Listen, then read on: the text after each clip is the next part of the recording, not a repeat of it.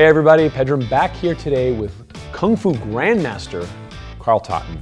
Dr. Carl Totton is a doctor of psychology, he's a doctor of education, and he is my primary teacher in the internal arts, and he is a dear friend. And so we had a call with the Urban Monk group, and we talked about the shadow, and a lot of things came up, and I realized that this is a place where a lot of my students get stuck, and so I called it an airstrike. Dr. Totton is here today talking about how we face the things that we have a challenge facing, how we can look into the pain, turn that into usable energy for our lives. Heavy stuff, fascinating stuff. Hope you enjoy it. How you been? Good. Very busy, but very good. Fantastic. Well, you look good. Lorenzo's yelling at me to sit up straight. Lorenzo and my mom have a lot in common. Yeah. So I'm actually drinking yerba mate out of a gourd since we visited the headquarters of Guayaquil. They kind of got us indoctrinated on their rituals, so this is my new...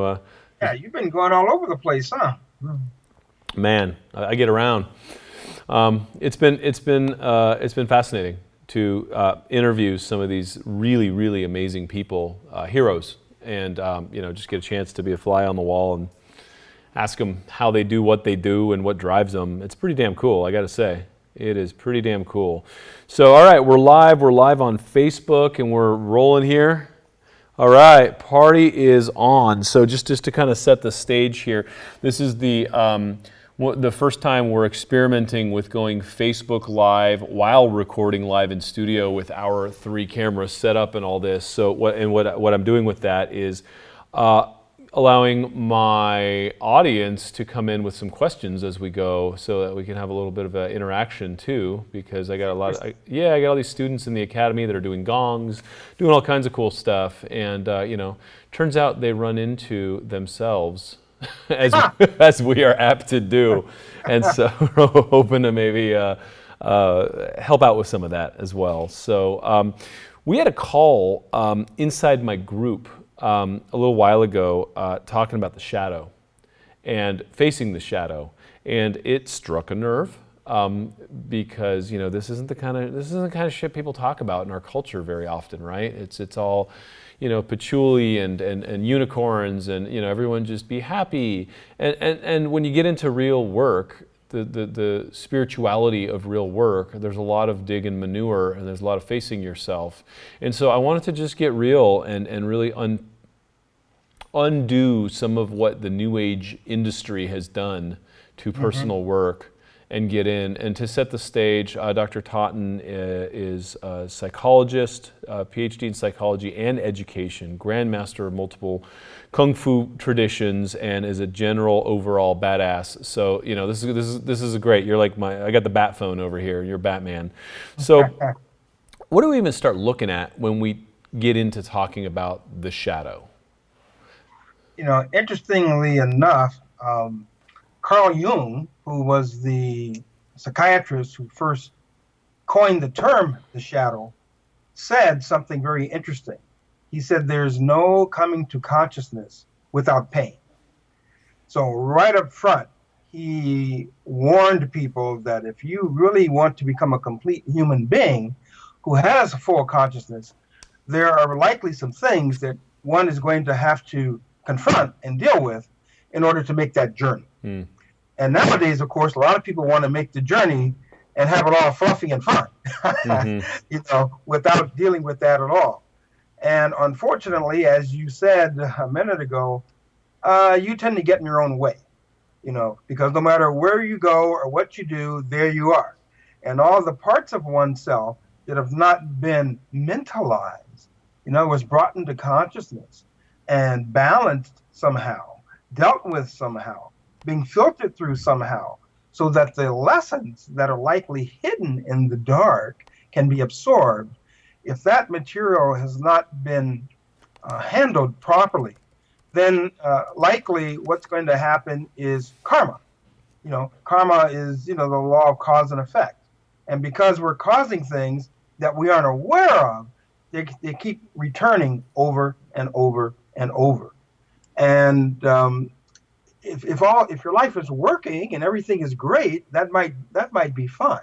But if things that keep coming up that are not so cool, that are causing you grief, are causing the people around you grief, are not allowing you to work to your full potential adequately, then it needs to be addressed. Yeah. It needs to be addressed. And how does one go about addressing this in a responsible way? I know, nowadays everyone goes to these trance parties, takes ayahuasca, runs around naked, and, so there's that element of it. There's all sorts of weird, discombobulated conversations about how to go about growing. Right. Yeah, well, of course, that's always the big question. What can be done about it? Remember, by definition, what's in the shadow is unconscious. And so we're talking about dealing with something that people aren't even aware of exactly what they're dealing with. Because if it were conscious, then, one could apply, one's conscious thought processes to just, reasonably and logically solving it. But when we're talking about unconscious material, see, now we're in a whole nother realm, a whole new world that has new rules that most people don't have the first clue about how to deal with. And so now I think in order to deal with it, we have to look at some of the things that people that have had a lot of experience dealing with the shadow have come up with. People, of course, like Carl Jung himself, certainly a lot of in the shamanic tradition, there's been a long history of dealing with things that are stalking us, so to speak. And in other kind of indigenous traditions, there are methods for learning how to integrate this material. But the average kind of just, person, kind of American, Westerner growing up has very, very little information or skills or tools in learning how to deal with this, which is why it just keeps coming up and repeating again and again and again. Carl Jung's method of dealing with it, Carl Jung was a Swiss psychiatrist and psychoanalyst who became Freud's senior student. He was known essentially as the crown prince. If Freud was the king, then the crown prince was Carl Jung. And he came up with a method that he called individuation, which is the capacity to go through the conscious, the subconscious, the unconscious, and even the collective unconscious, and find aspects of the self that have been split off and dissociated largely because they are not acceptable to the person or to their family or to their church or to their culture. For some reasons, having to do with, getting along in the larger milieu, aspects of the self became disowned because when the person tried to express these aspects of themselves, they received punishment, or they were criticized, or they were marginalized somehow.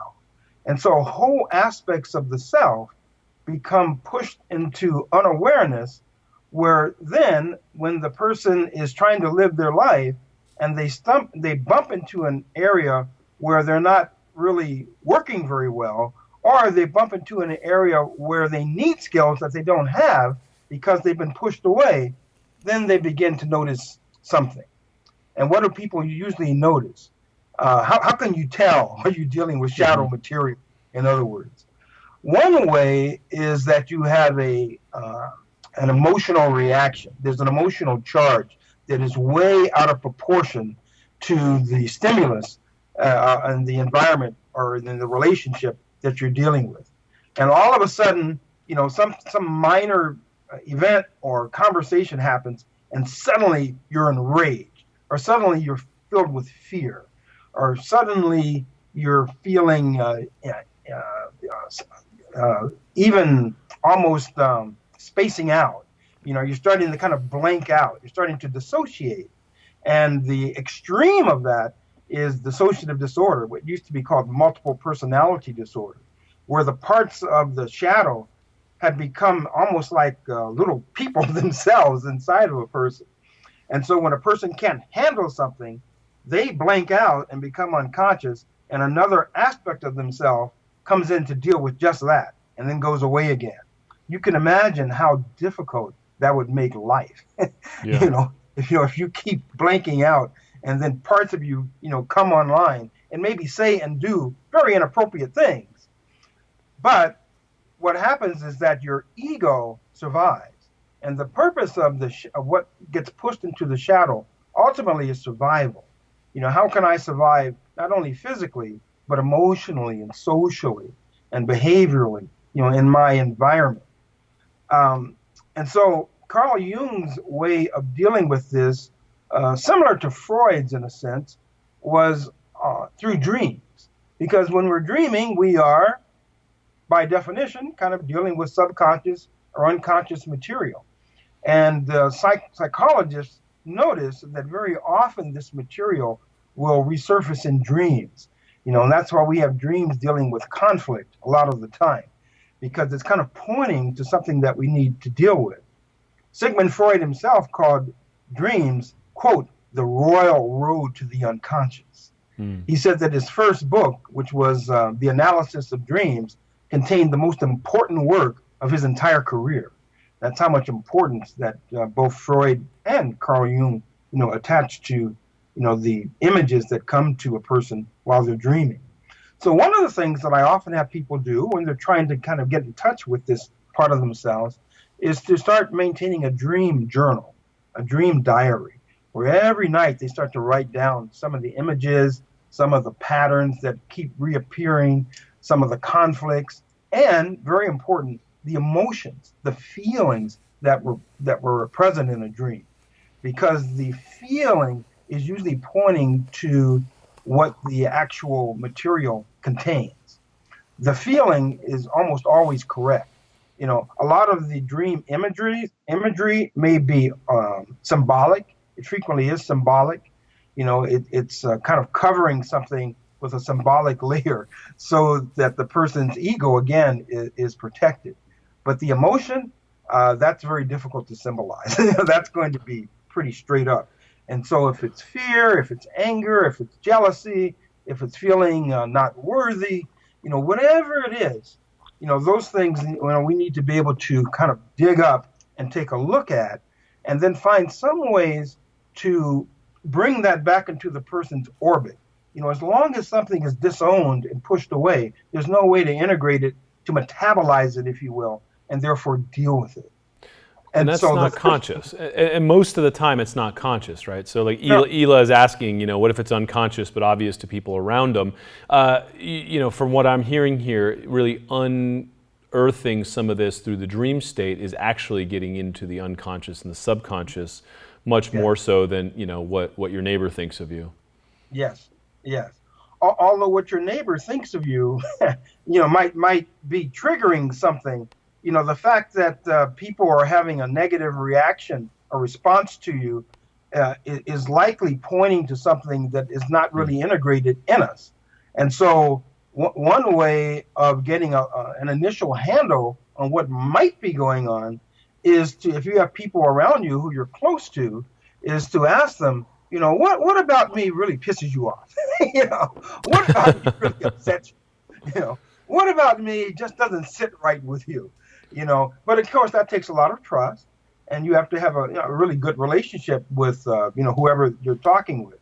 That person, of course, very often is your therapist, right? Perhaps your priest, perhaps your shaman. If you don't have people just in your life that you have that type of relationship with, then that's where kind of we come in. Mm-hmm. The professionals who have some knowledge and information and skills about dealing with, again, material that has been either split off. And by splitting, by the way, one of the things that human beings at a very early age learn to do is, in their own minds, is to take whatever they are dealing with and split it into this is good, this is bad, right? Mm-hmm. It's part of having a polarized human brain. There's, in a sense, there's no way to escape a lot of this, because every human brain is polarized. We all have a right brain and a left brain, forebrain and a rear brain, a high brain, with logic centers, and a low brain, with so-called, rat brain or reptilian brain, that has all sorts of very primitive impulses. And when we feel threatened, what happens in the human nervous system, right? The sympathetic nervous system kicks in and we go into the stress reaction, right? That fight or flight or maybe freeze reaction. It goes back to, maybe 100,000 years ago, when the saber-toothed tiger jumped out at you. And what did we have to do? Well, you'd either better fight for your life or run like hell, or maybe freeze in place and hope the darn thing can't see you. Well, we aren't dealing this every day, thank goodness, with saber-toothed tiger attacks, but we are dealing with things that threaten the ego.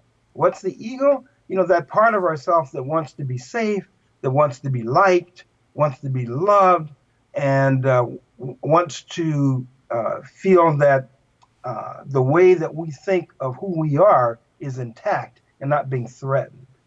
See, and that's very, very sensitive, a very sensitive issue for most people, and that's the quickest way to actually tell that someone probably has areas of themselves that have not been really integrated, because every time the person begins to feel that they are being challenged a little bit, they immediately become extremely defensive.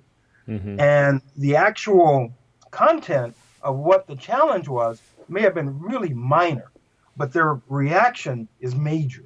And that's a clue. So intense emotionality, from relatively minor triggers is one indicator that there's something going on. And then the other thing is, again, that karmic pattern, where dysfunctional behaviors keep repeating over and over and over and over again. That's definitely another clue. So as we look at this and say, okay, I know that there's some yucky stuff right under the surface. I know I got to access it. Tonight I'm going to go sleep and hopefully it works and I'll write in my dream journal. Is there any way to hedge our bet and drive ourselves into kind of a closer state so that we go into the dream state and actually, draw our sword and say, this is what I'm doing tonight?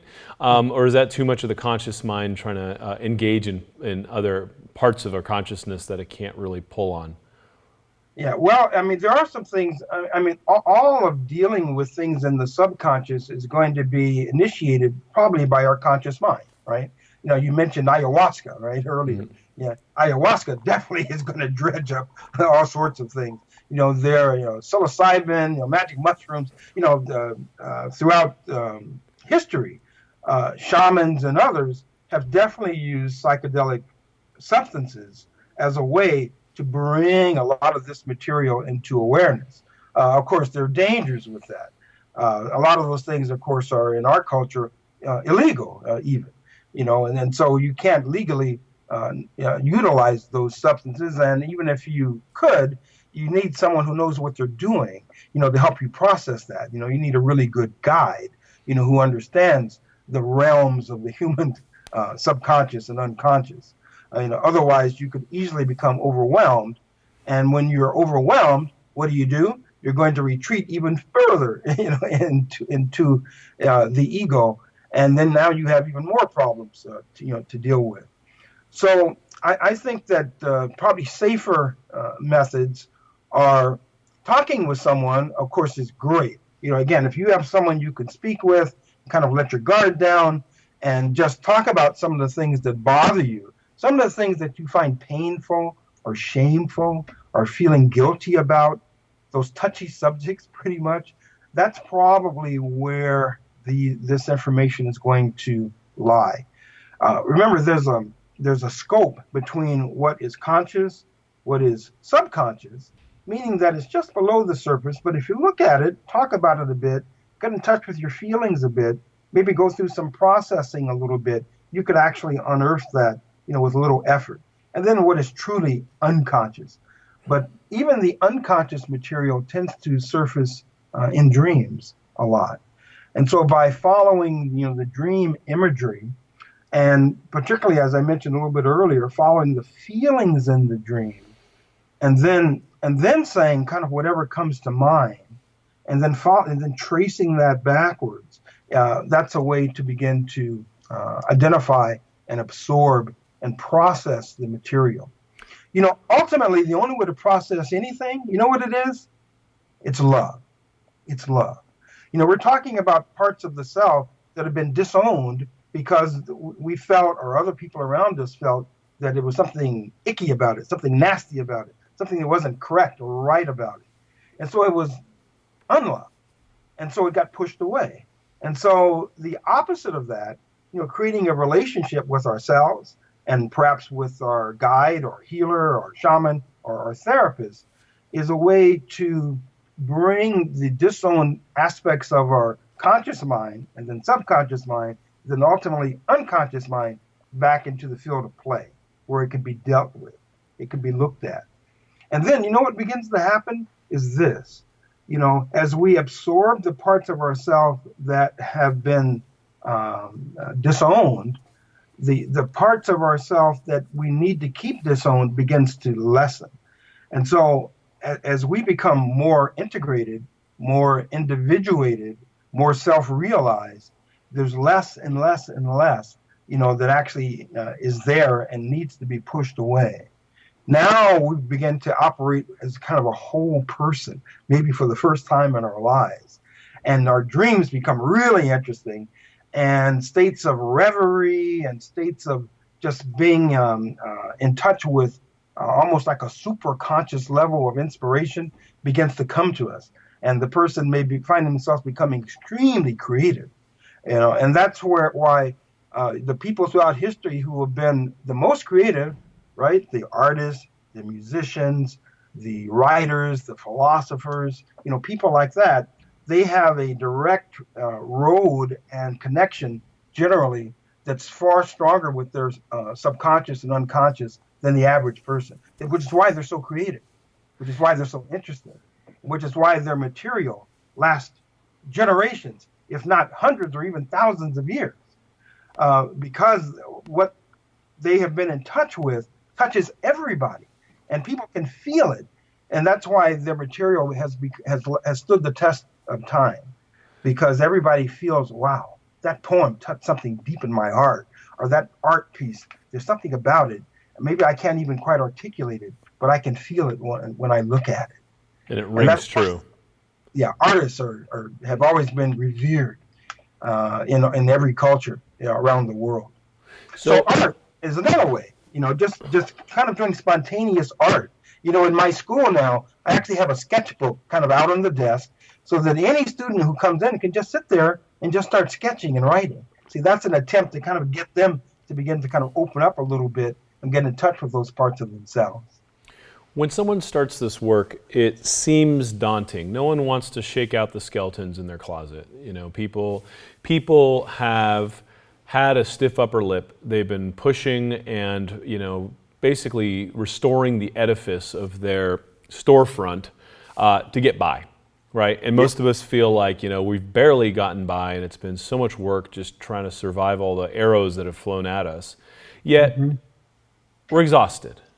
Yet, we don't have the energy and the vitality because we can feel the weight of this bullshit that we've been carrying for so long.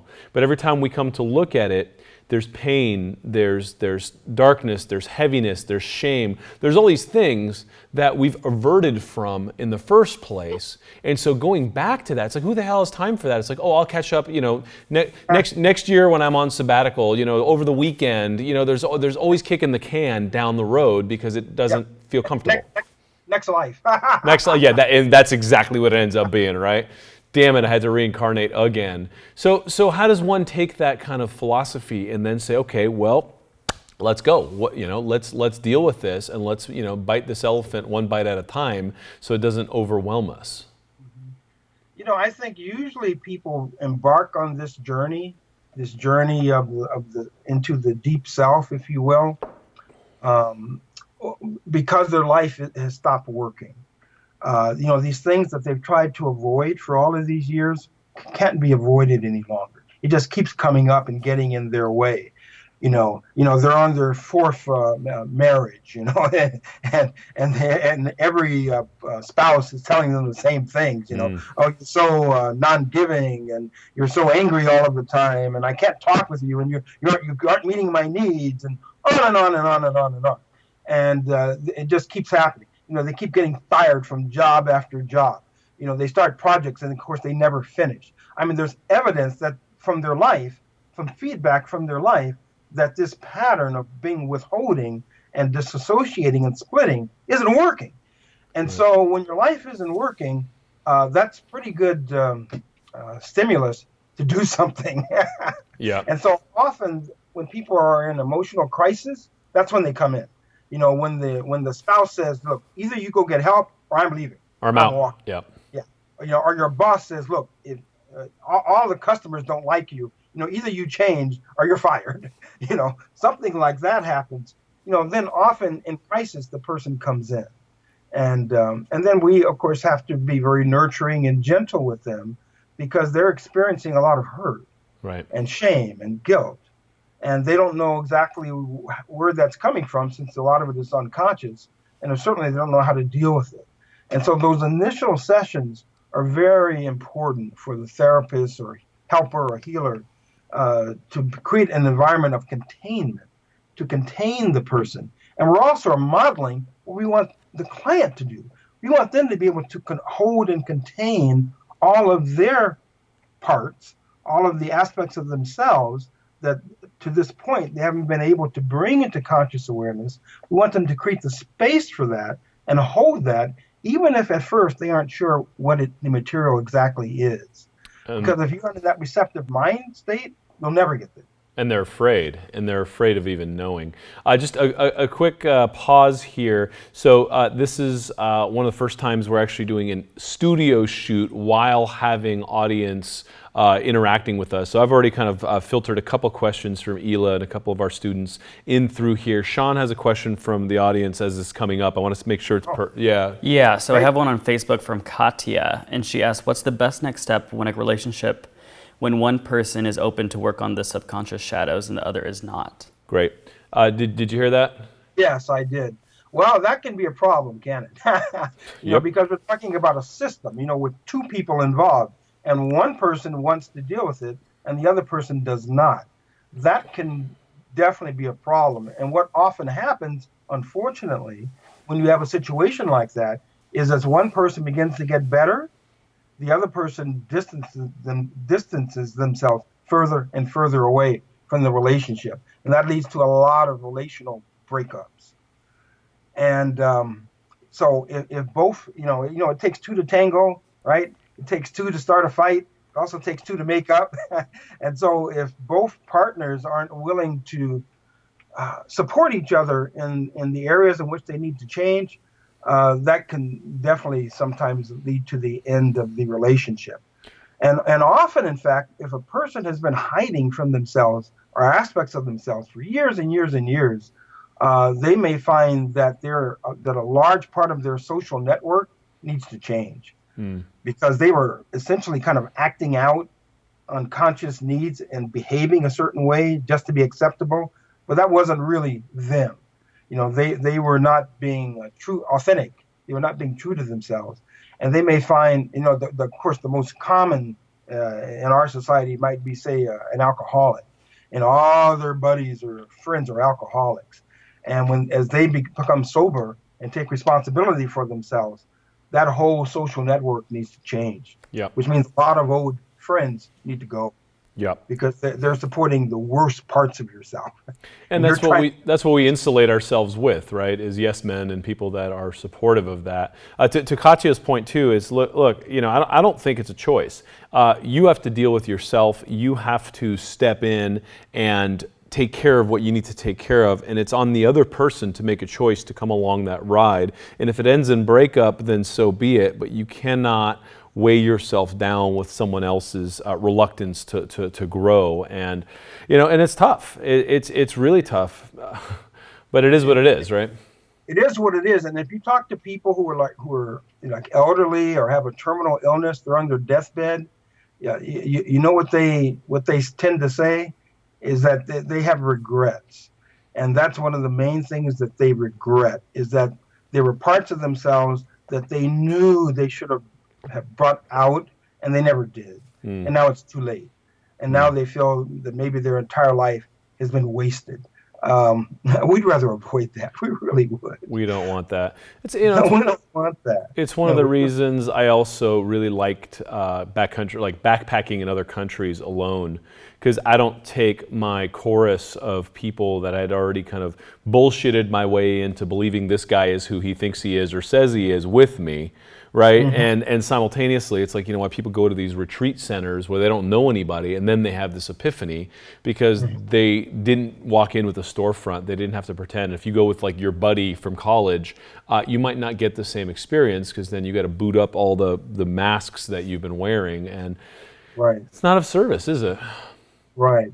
And that's why people go on that solitary journey very often, that journey to the soul. Throughout history, when people have wanted to develop, the more unconscious aspects of themselves, what have they done? They've gone off on a journey, right? They've gone to the mountains.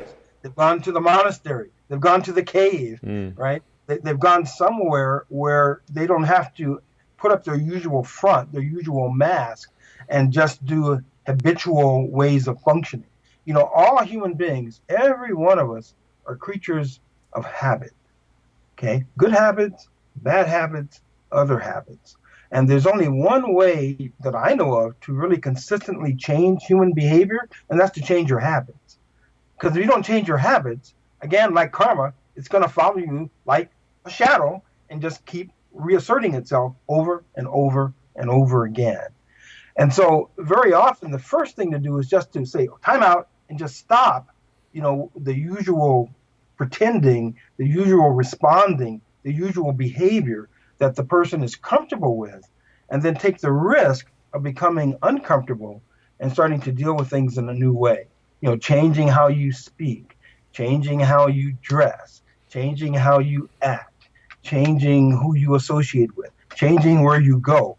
All of these things put you into a zone of discomfort. But then if you have support, again, from a healer or a therapist or a very good friend or someone, you can begin to confront these parts of yourself that are triggered, when you do something that's not part of your usual habit. So identifying and confronting your habits is another way to begin to get in touch with some of this more unconscious material.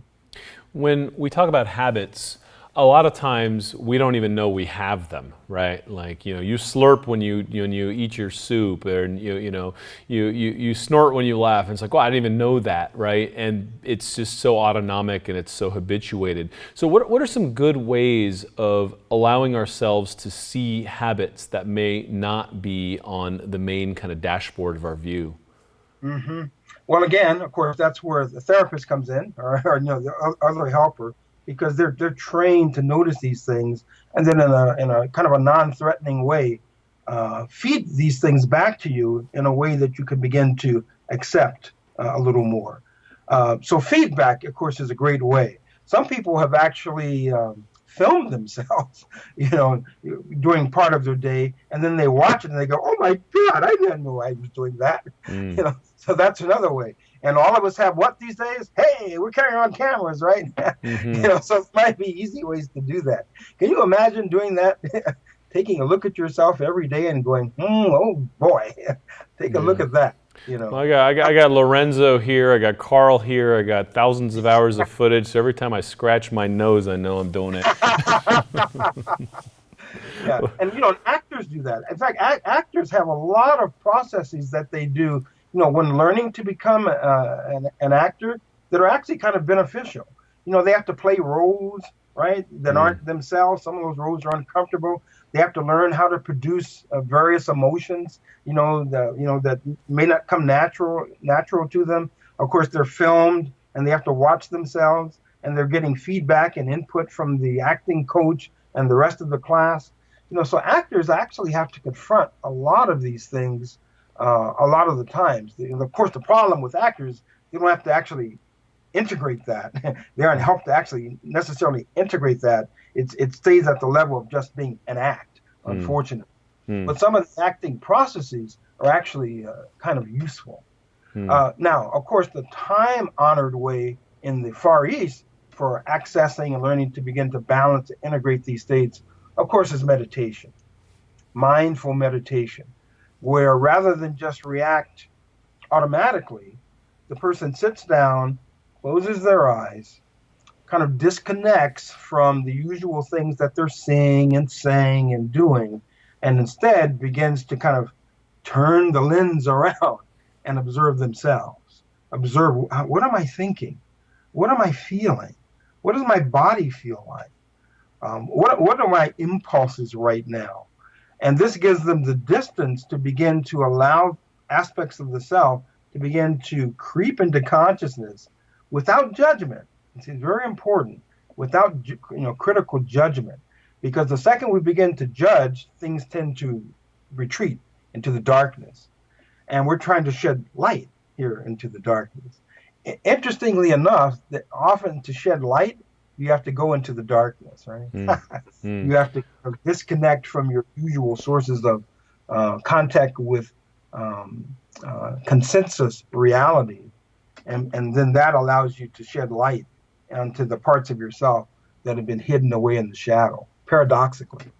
Let's talk about meditation for a moment, because people constantly ask me, I'm sure they ask you all the time, well, how long should I meditate a day? And my answer is usually kind of smug, and I'm like, well, why aren't you meditating all day, right? Like you need to keep that, you need to keep that going with you. And so the awareness that you cultivate while sitting on a cushion 10 minutes a day becomes a life skill to then carry that awareness into your day so that you could become aware of some of these elements or personality traits and all that. So the extension of consciousness into the rest of one's day, not the 5 minutes on the yoga mat or that 90 minutes on the yoga mat, but the entirety of one's life and then into our dream state, that seems like a really interesting way to look at how to unearth some of these shadow elements. Mm-hmm. Yeah, absolutely. Again, it goes back to what Freud said about making the unconscious conscious. And it's like you said, it's not just a 5 minutes or 10 minutes or 20 minutes or hour or whatever it is that you're sitting on the mat. That's training. That's like training wheels, But you have 24 hours a day in your life where all of these things are happening day by day, moment by moment. And that is what we really want to be aware of and watching and observing, again, with that dispassionate, non-critical way of observation. And that takes practice. That takes skill. And that's what that 20 minutes a day or 10 minutes a day, whatever it is honing your system to do. But it's not nearly enough. It's not nearly enough. Yeah. Yeah. Again, because remember I said a little while ago, we are creatures of what? Habit. So do you think you can change a lifetime habit in 20 minutes a day? Ha! Good luck. Think so. Right. But that's what the press pushes for, right? When you open up the tabloids, when you start reading the health magazines, you start looking at what people are following and clicking on. It's six-pack abs. It's, I have this meditation app that makes me enlightened. I got, and it's shortcut, and it seems like everyone is trying to skip out on the actual work, which is what everyone actually needs. Yeah. It doesn't work, folks. Sorry. Yeah. It doesn't. No, yeah. I tell my clients in one of the first few sessions, look, this is going to take work. You have got to be committed to changing your life. You have 20, 30, 40, 50 years of habit patterns which have led you to think, feel, behave, and communicate in a certain way. Do you think that seeing me once a week for an hour is enough to change that? No. I'm not that good. Nobody is that good. Mm-hmm. And so you have to take responsibility for your own freedom. Famous psychologist Erich Fromm wrote a book many years ago. It's a bestseller for many years called Escape from Freedom, because that's what people do. They don't want to assume the awesome responsibility of taking responsibility for all of their life, conscious and unconscious, and instead would rather live like this, like the horse with blinders on along a real narrow path. Of course, it's very unsatisfying and has, many, many limitations and problems attendant to it. And that, of course, blows up sooner or later, and which drives them into therapy or worse, the unfelt and unintegrated emotions become a somatic condition. And now you have high blood pressure, okay? And now you have a cardiovascular disease. And now you have diabetes. And now you have a stroke. And now you're dead, maybe, or seriously impaired. And of course, our society, the financial interests in our society, like the pharmaceutical industry and others, are making a fortune, out of people being in these conditions. Yep. So that's another lack of incentive in the society for support for becoming an awakened individual, because awakened individuals who just with their own mind can affect their body's emotional and cognitive balance and physiological balance, and therefore don't have those conditions, you can't make any money off of those people. Yeah, and that's bad for business. That's bad for the economy. It's bad for the tax base. So stay unhealthy, please. It's shitty. So what's the pivot that we can have with Qigong? Qigong being energy work. So many people lack personal power, and they lack the agency to actually make changes in their life. And Qigong's been a real powerful player in my life, helping me see through some of my shadow elements and snap out of it and wake up. And so I'm sure as a therapist, you use that therapeutically wherever you can to help kick up some dust, I would assume? Mm-hmm, mm-hmm. And Qigong, like you said, means energy work. And that word gong or gong, is another thing that is a great way to deal with habits. Remember I said that, you can't come see me one day a week for an hour and expect to change, but you've got 24 hours a day where you can attend to yourself and your own habits and substitute some of those negative repressive habits with more awakened and awakening types of habits. That's called a gong, which means work. And so I have all my clients come with a notebook and take notes, and we discuss what can we do to support your cognitive functioning, your emotional functioning, and your physiological, your physical functioning, and your behavioral, and your relational, and your communicative functioning. What can you do every day to work towards change? Change that you are controlling, because you're the one who's writing this down. You're the one who is making decisions that you want to change your life. In other words, you are finally not escaping from your own freedom. There's nothing worse than being a prisoner or a slave, especially if you're the jailer. If you put yourself in a prison, you're the slave master, and you're controlling yourself by not giving yourself the freedom to be really a fully functional, self-realized, creative human being, and as far as I'm concerned, that's a tragedy. It's a tragic waste of human potential. And my job is to create a milieu, a space for people to feel comfortable enough to begin to confront themselves on that level.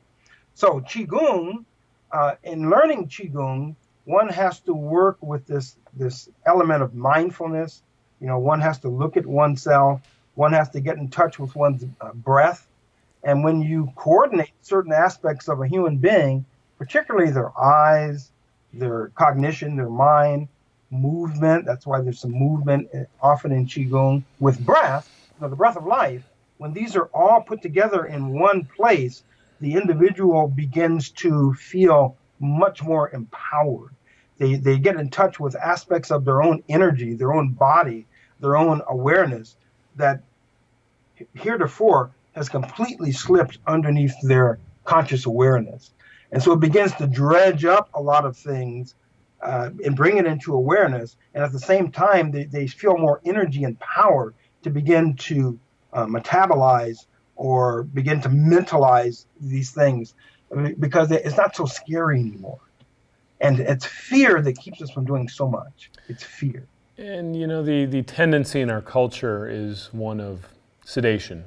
So the gravity that comes with, say, using opioids, drinking alcohol, watching the Kardashians, distracting ourselves, versus the levity that would come from releasing ourselves from that and actually stepping into a life of freedom.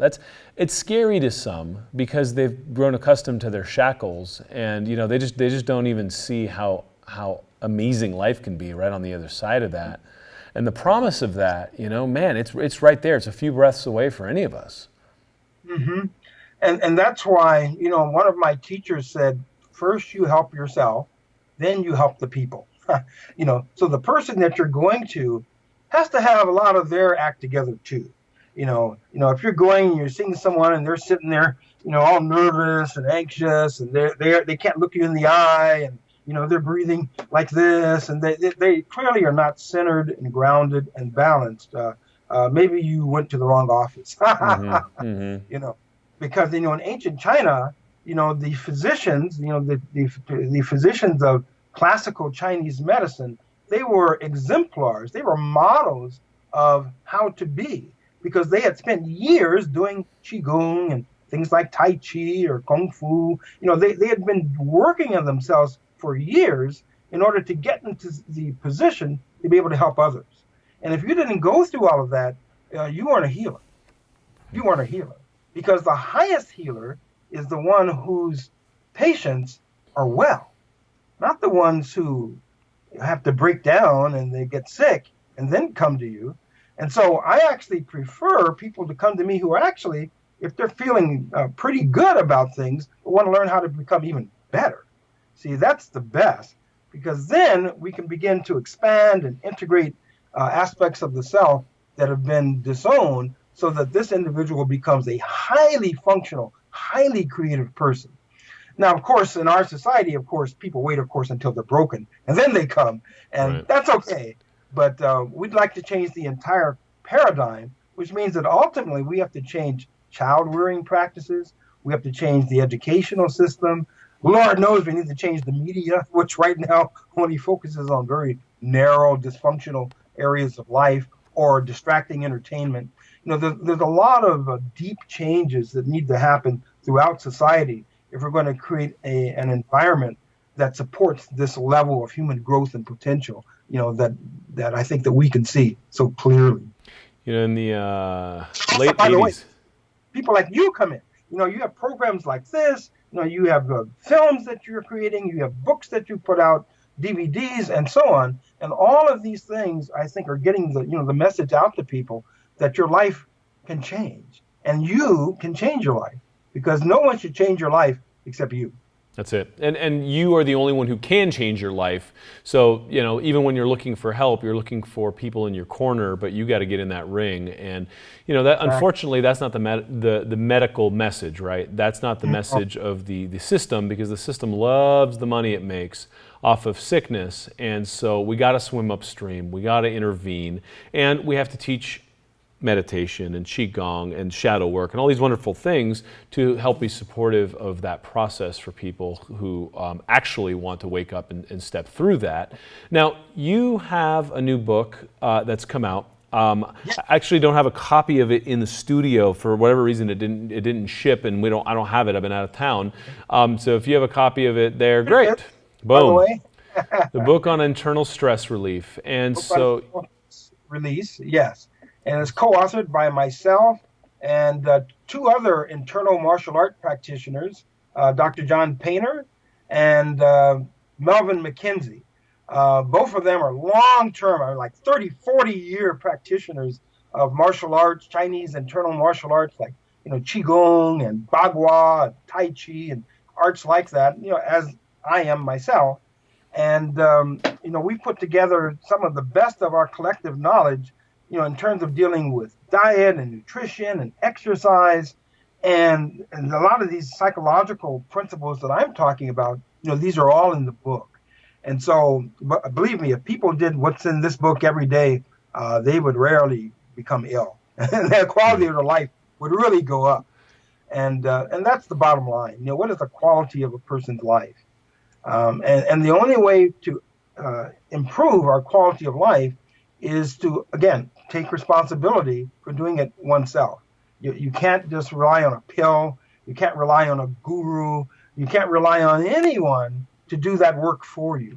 If it's to be really real, we've got to do it ourselves. Yep. And that's what the book is about. What real and reality-based things can a person do in their life every day in order to improve? In fact, I actually talked about, the 100-day plan in there, what we often call a 100-day gong. Because if you do something for 100 days, you very likely have embedded and put into place a new habit, and at the same time begun to extinguish some of those more negative lifestyle habits. Yeah, and we have examples in our communities and students, hundreds, if not thousands of people at this point who've successfully finished gongs and are better for it. And look, I always tell my students this because they want to give me the credit. I'm like, I'm not the one that did the thing, right? That's right. You did it. You made a deal with yourself, you did the work, and you are a better person. You are a more awakened person. You are a healthier person. So kudos to you. And so Dr. Carl Totton, we are out of time, and I could spend days and should. I'd like to have you back on the show to keep going and kind of dissecting some more of these concepts. But where can people find the book? Amazon. Easy place to find it. Everybody knows about Amazon. That's it. That's it. Amazon.com. It's there. Great. Well, thank you so much, and look forward to seeing you again, and good luck with the book. I think it's a treasure trove. So anyone watching this, read the book. But more importantly, do the stuff in the book, and then you'll reap the benefit. Yeah. Thank you. Appreciate it. Thank you.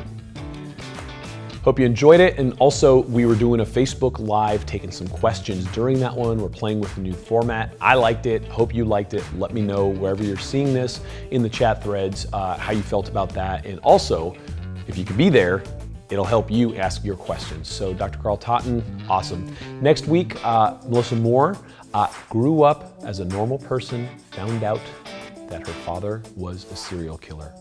Oh man, amazing show. Can't wait to share it with you. See you on that one next week. I got previous shows over here. Click on them, check them out. Subscribe over here. I will see you next week.